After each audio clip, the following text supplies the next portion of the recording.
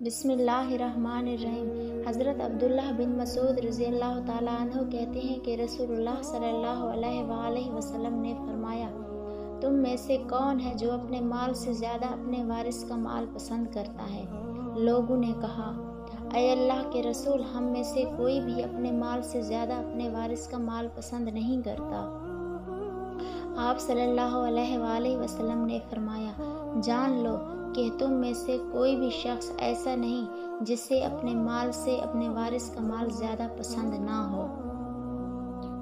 تمہارا مال وہ ہے جو تم نے آگے بھیج دیا، اور تمہارے وارث کا مال وہ ہے جو تم نے ترکہ چھوڑا۔ حضرت ابو ہریرہ رضی اللہ تعالیٰ عنہ سے مروی ہے کہ اگر تم خطائیں کرتے رہو حتیٰ کہ تمہاری خطائیں آسمان تک پہنچ جائیں، پھر تم توبہ کرو تو اللہ تعالیٰ تمہاری توبہ قبول فرمائے گا۔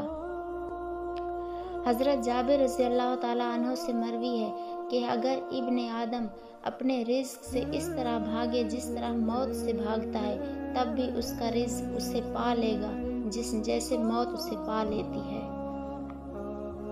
آپ صلی اللہ علیہ وآلہ وسلم نے فرمایا، جو شخص یہ جاننا چاہتا ہے کہ اس کے لیے اللہ کے پاس کیا ہے، تو وہ یہ دیکھے کہ اللہ کے لیے اس کے پاس کیا ہے۔